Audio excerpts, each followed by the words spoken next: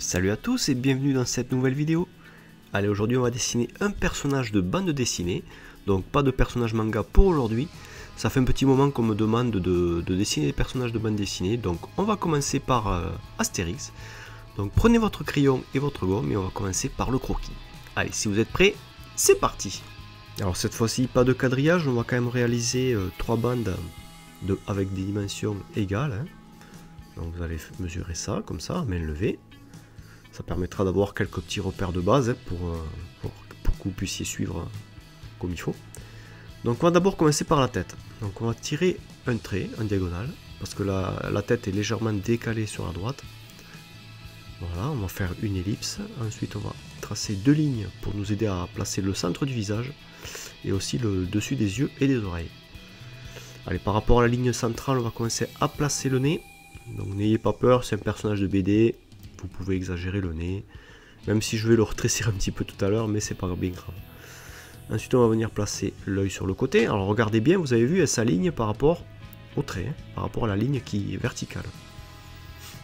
Un bout de joue, et cet œil, on va le faire fermer. Il fait un clin d'œil. Voilà, ensuite on va venir placer les sourcils. Alors comme d'habitude, hein, on fait d'abord des formes simples, et ensuite on vient rajouter les détails par-dessus.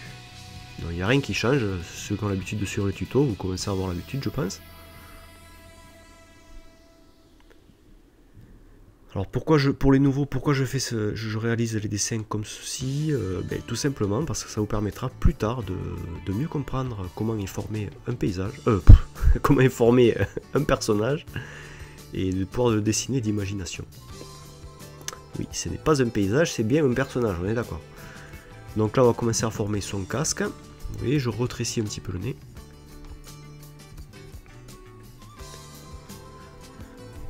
Bon, rien de bien compliqué, hein, voilà. Faites bien attention au placement des éléments du visage. Voilà, donc là, on va placer les petites ailes qu'il a sur le casque. Voilà, 1, 2, 3, hop. De l'autre côté. Donc regardez bien chaque hauteur de chaque élément, hein, où c'est que ça arrive par rapport à l'autre. N'hésitez pas à comparer d'un élément à l'autre pour placer le prochain élément. Allez, le bas de la mâchoire.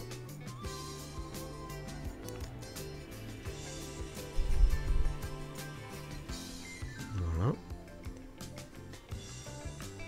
Ensuite on va tracer on va s'attaquer au corps maintenant.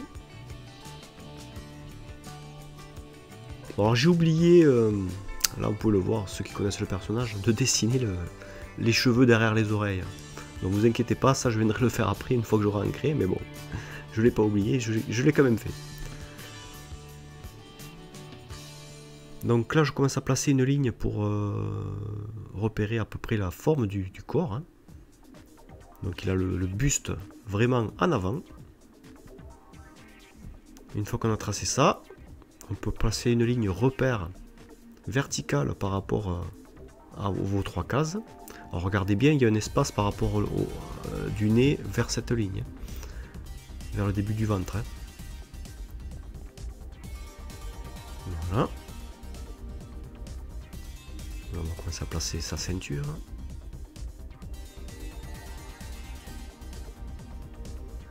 Alors toujours pareil, on va de forme simple au détail, toujours. On ne change pas les habitudes. Maintenant les jambes. Donc vous avez vu, j'ai fait d'abord une petite forme de cône, et puis après j'ai rajouté les détails pour former les jambes.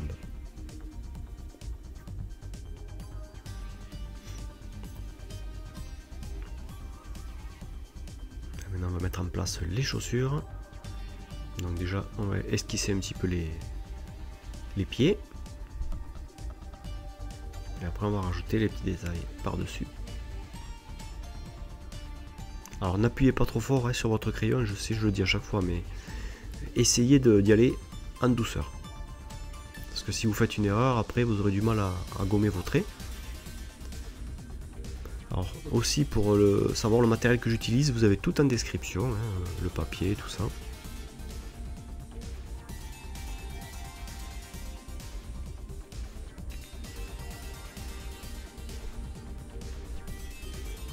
petite ombre au niveau des pieds. Et maintenant on va rajouter les bras. Donc il a les bras derrière le dos. Hop, et là ça vient derrière le dos. Le bras, l'avant-bras. Sa petite gourde avec la potion magique. Donc on fait une ellipse et ensuite on vient rajouter les petites lanières.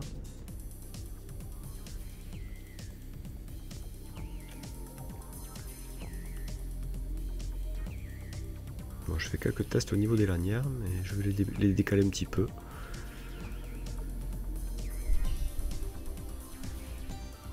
Voilà.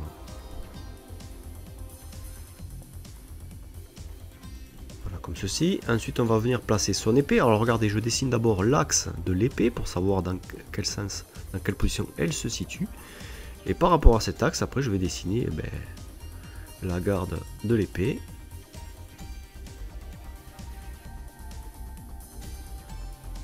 Voilà, c'est en fait un rectangle en perspective, hein, donc un tube. Après en haut un cercle pour faire la fin de la garde. Et ensuite on va faire l'étui de l'épée. Donc une petite ellipse sous la garde. Une forme de pointe en bas. Et on va faire deux petites lanières. Comme ceci. Alors regardez, ce n'est pas droit, il y a une petite courbure au niveau des lanières. Hein. Faites attention à ça, il faut que ça suive le volume. Pour bien montrer que c'est pas quelque chose de plat, c'est un objet quand même sphérique, quoi qu'il en soit. Donc le croquis est terminé. Maintenant on peut gommer les petits traits qui gênaient au niveau du faux quadrillage, on va dire. Et on va pouvoir passer à l'ancrage. Donc vous n'hésitez pas à gommer les petits détails qui vous servent à rien. À regarder si votre dessin est correct, hein, s'il n'y a pas des choses à modifier. Voilà. Moi après j'utilise la gomme mie de pain pour estomper un petit peu, pour atténuer le crayon graphite. Je vais tapoter par dessus comme ceci, regardez, vous avez vu, ça estompe le graphite. Voilà, je n'ai pas besoin qu'il y ait autant de crayons pour ancrer. Et là je vais utiliser en fait un feutre encre de Chine, mais c'est un pinceau en fait. J'aime bien utiliser ce pinceau, je l'avais déjà dit dans une de mes vidéos quand je présente le matériel. Ça permet de faire des déliés, donc des traits un peu plus fins et plus épais. Alors vous pouvez utiliser aussi un pinceau et directement l'encre de Chine. C'est vrai que moi il est un peu gros celui-ci, mais bon, pour ce style de dessin ça va très bien. C'est un pinceau que je n'utiliserai pas par contre pour faire du manga. Mais pour de la BD ça va très bien.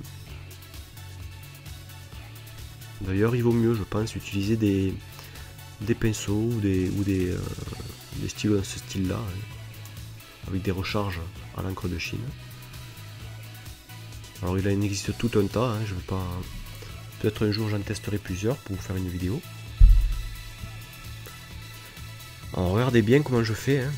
Maintenant il faut faire attention parce que vous n'avez pas droit à l'erreur. Donc concentrez-vous, vous avez le temps.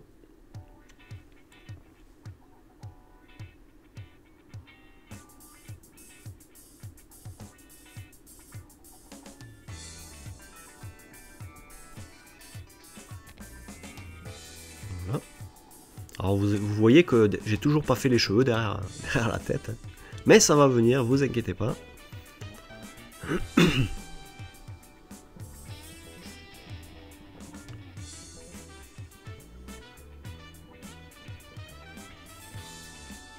Alors n'hésitez pas aussi à me dire en commentaire si ça vous plaît ce genre de tutoriel sur les personnages de bande dessinée. Alors vous inquiétez pas, je vais pas laisser tomber les dessins manga, mais j'ai envie de faire les deux quand même.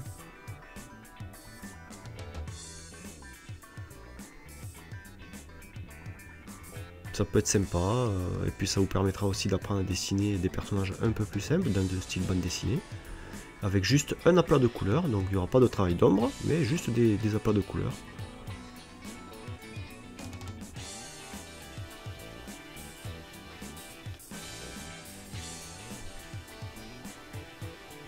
Alors le problème avec ce stylo là, c'est que Il réagit très mal au feutre à alcool. Alors il va très bien pour l'aquarelle, il est waterproof, donc il résiste à l'eau. Mais le problème qu'il y a, c'est qu'avec les feutres à alcool, il me le détrempe. Donc je vous montrerai tout à l'heure comment j'ai fait.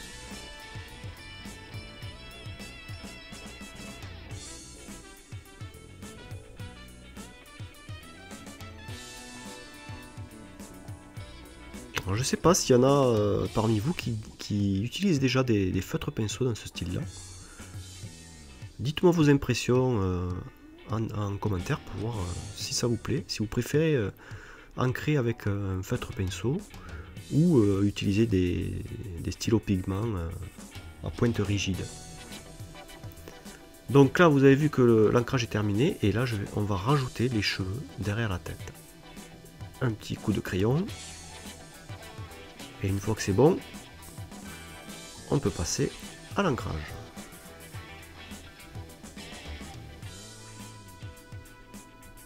Voilà, comme ceci. On va venir épaissir quelques traits. Allez, le personnage est terminé au niveau de l'ancrage. Et maintenant, il ne reste plus que la couleur. N'oubliez pas la petite signature, la date. Ça vous permettra de voir votre évolution dans le temps. Donc là, comme vous pouvez le voir, j'ai réalisé un petit nuancier sur le côté, sur une feuille à part, pour chercher les couleurs. Donc vous pouvez utiliser des feutres à alcool, vous pouvez utiliser des crayons de couleur, de l'aquarelle, ce que vous voulez. De toute façon, on va faire des couleurs unies. Donc on commence par la peau. Alors vous voyez le problème qu'il y a avec ce feutre pinceau là, c'est que le pigment, enfin l'encre de Chine ne résiste pas au feutre. Donc il faut faire extrêmement attention. Donc je ne passe pas sur les traits en fait. Je fais les contours, voilà, j'essaye de ne pas toucher le noir. Alors malheureusement, j'ai touché au-dessus du front, entre les deux sourcils, vous pouvez le voir à l'écran. Mais bon, pas de panique, on continue quand même. On peut toujours camoufler plus tard ça. Donc si jamais vous utilisez un ancrage, enfin un pigment, une encre de Chine qui ne résiste pas au feutre à alcool, hein, déjà laissez bien sécher votre ancrage, hein, que ce soit pour l'aquarelle, pour n'importe quel médium que vous allez utiliser. Vous laissez sécher votre ancrage. Et après, il faut faire attention. En fait, il ne faut pas barbouiller par-dessus les traits. Voilà, il faut bien faire, si vous coloriez, vous faites les contours sans passer par-dessus les traits noirs. C'est très jouable, hein. De toute façon je l'ai fait, donc à part sur le front, du coup j'ai voulu tester en passant par dessus, mais je savais que ça allait pas résister, et bien sûr bon, c'est léger, hein, ça m'a fait une petite trace. Allez, on continue. Donc là on va s'attaquer maintenant au marron. Donc il y a le manche plus les chaussures.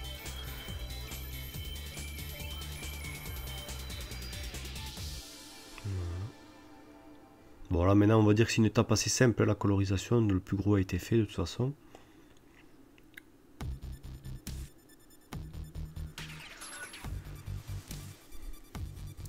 Bon, je vais passer 2 couches pour foncer un petit peu le marron là. Allez, le rouge pour le pantalon. Donc pareil, enfin pareil, quand vous faites votre feutre, hein, superposez bien chaque couche, hein, pour éviter de faire des traces. Voilà, et prenez le temps et superposez bien chaque couche.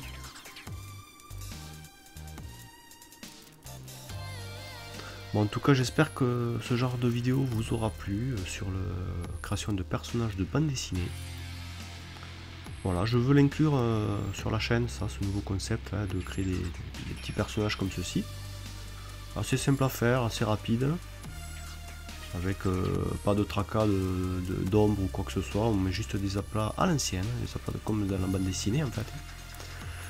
Donc si ça vous a plu, n'hésitez pas à partager, à laisser des commentaires, à mettre un petit pouce bleu, ça aidera à faire connaître la chaîne.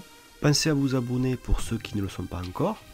Et sur ce, moi je vous dis à la prochaine et que le dessin soit avec vous. Allez, bye.